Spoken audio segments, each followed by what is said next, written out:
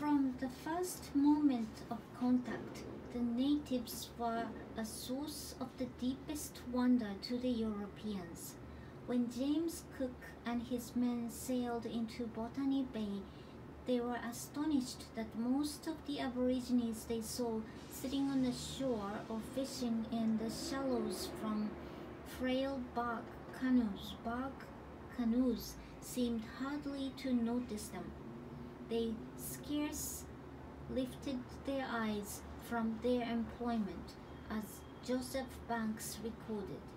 The creek in Edinburgh was clearly the largest and most extraordinary structure that could ever have come before them, yet most of the natives merely glanced up and looked at it as if at a passing cloud and returned to their tasks. They seemed not to perceive the world in the way of other people. No Aboriginal language, for instance, had any words for yesterday or tomorrow. Extraordinary omissions in any culture. They had no chiefs or governing councils, wore no clothes, built no houses or other permanent structures, sowed no crops, herded no animals, made no pottery, possessed almost no sense of property. Yet they devoted disproportionate efforts to enterprises that no one even now can understand. All around the coast of Australia, the early explorers found huge shell mounds up to 30 feet high and covering at the base as much as half an acre. Often these were some distance inland and uphill. The Aborigines clearly had made some effort to convey the shells from the beach to the mounds. One midden was estimated to contain 33 cubic meters of shells, and they kept it up for an enormously long time, at least 800 years in one case. Why did they bother? No one knows. In almost every way it was as if they answered to some different laws.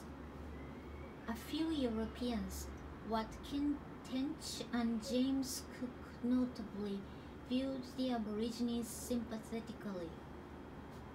In the Edinburgh Journal, Cook wrote, They may appear to some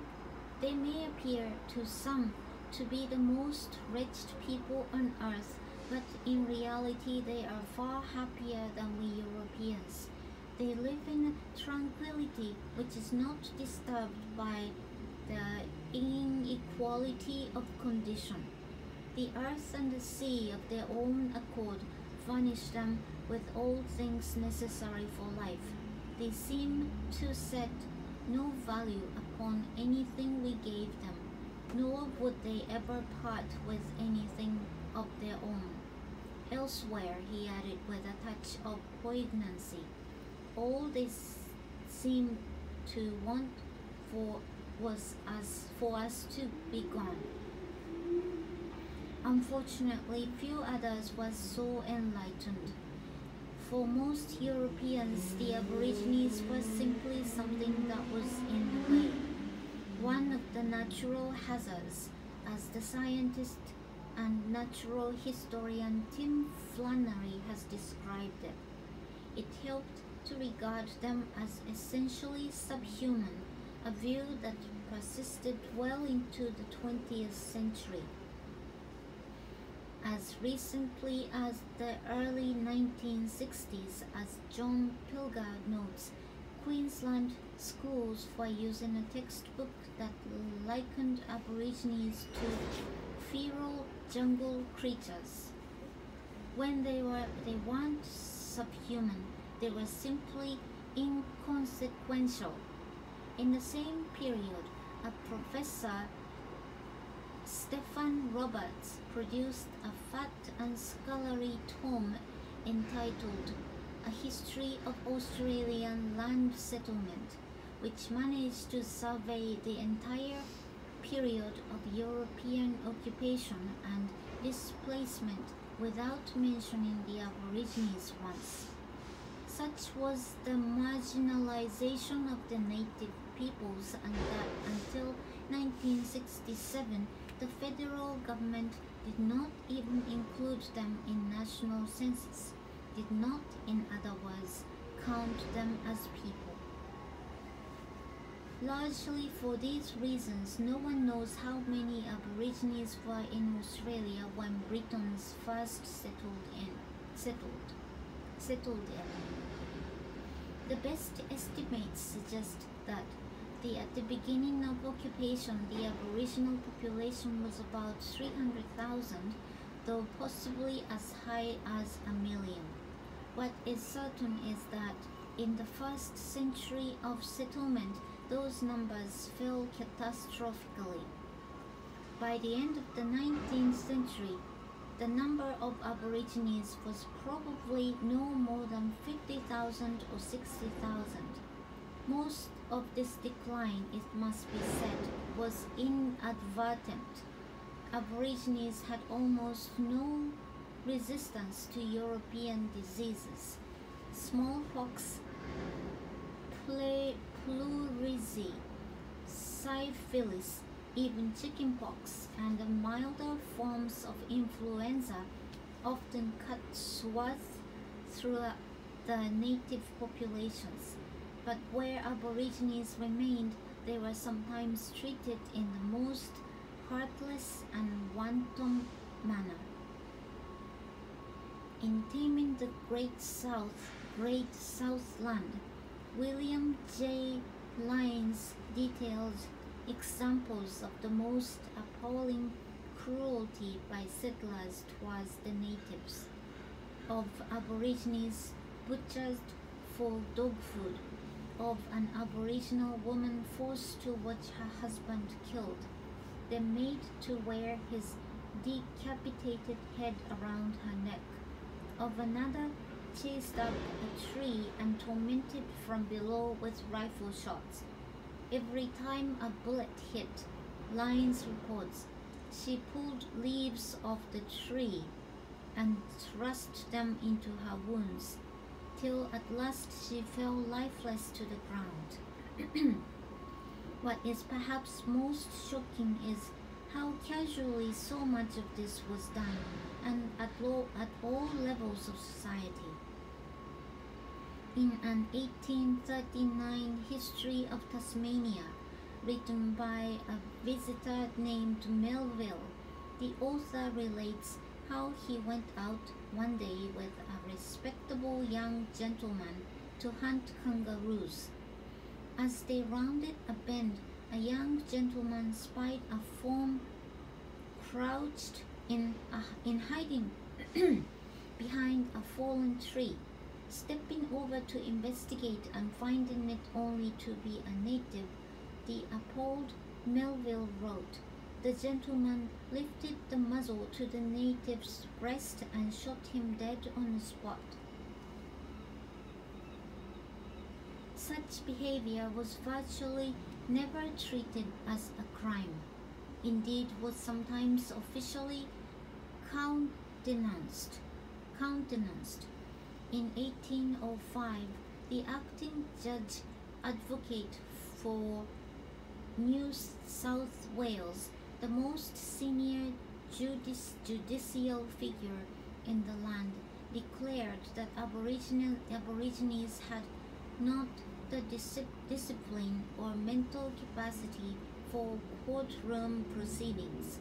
Rather than plug the courts with their grievances, settlers were instructed to track down the offending natives and inflict such punishment as they may merit, as open an invitation to genocide as can be found in English law. 15 years later, our old friend Lachlan Macquarie also authorized soldiers in the Hawkesbury region to shoot any group of Aborigines greater than 6 in number even if unarmed and entirely innocent of purpose, even if the number included women and children. Sometimes, under the pretense of compassion, Aborigines were offered food that had been dosed with poison. Pilger quotes a mid-19th century government report from Queensland. The niggers were given something really startling to keep them quiet. The rations contained about as much strychnine as anything, and not one of the mob escaped. By mob, he meant about 100 unarmed men, women, and children. The wonder of all this is that the scale of native murders was not far greater. In the first century and a half of British occupation, the number of Aborigines intentionally killed by whites, including in self-defense during pitched battles and in other rather more justifiable circumstances, is thought to be about 20,000 altogether. An unhappy total, to be sure, but much less than one-tenth the number of Aborigines who died from disease. That isn't to say that violence wasn't casual or widespread. It was. And it was against this background, in June 1838, that a dozen men on horseback set off from the farm of one Henry Dangar, looking for people who had stolen or driven off some of their livestock. At Myall Creek, they happened on an encampment of Aborigines who were known among the white settlers of the district as peaceable and inoffensive. Almost certainly they had nothing to do with the rustled cattle. Nonetheless, their captors tied them together in a kind of great ball. 28 men, women, and children led them around at the countryside for some hours in an indecisive manner, then abruptly and mercilessly slaughtered them with rifle and swords. In the normal course of things, that would almost certainly have been that. But in 1838, the mood of the nation was changing. Australia was becoming an increasingly urbanized society, and city dwellers were beginning to express revulsion for the casual slaughter of innocent people. When a campaigning Sydney journalist named Edward Smith Hall got hold of the story and began to bray for blood and justice, Governor George Gipps ordered the perpetrators tracked down and brought to trial. When arrested, two of the accused protested with evident sincerity that they hadn't known killing Aborigines was illegal. Despite clearly damning evidence at the subsequent trial, it took a jury just 15 minutes to acquit the defendants. But Hall, Gibbs, and the urban public were not lightly pacified, and the second trial was ordered. This time, 7 of the men were found guilty and hanged. It was the first time that white people had been executed for the murder of Aborigines. The Myall Creek hangings didn't end the slaughter of Aborigines so much as drive them underground. They went on sporadically for almost another century. The last was in 1928 near present-day Alice Springs, when a white dingo hunter named Fred Brooks was murdered in uncertain circumstances, and at least 17 and perhaps as many as 70 Aborigines were chased down and killed by mounted constabulary in reprisal. A judge in that case declared that the police had acted within the law. But the Mayo Creek case was undoubtedly a defining moment in Australian history, though it gets at least a mention in almost all history books these days. I hadn't met anyone who had been there or even quite knew where it was, and it seemed apparent from the descriptions I had read that the authors had drawn exclusively from historical sources. I wanted to have a look. It takes a little finding. From Maxville, the next morning I drove 60 miles up the Pacific Highway to Grafton, then headed inland on a steep and lonely road up and through the Great Dividing Range. 4 hours later, in hot and empty sheep country, I reached Delungra, a gas station and a couple of houses with long views, ever mostly treeless plains, and there I turned down a back road that followed a twisting, sometimes nearly washed out course on its way to the small town of Bingara, 25 miles to the south. A couple of miles short of Bingara, I came to a small, rickety-looking bridge over a half-dry creek.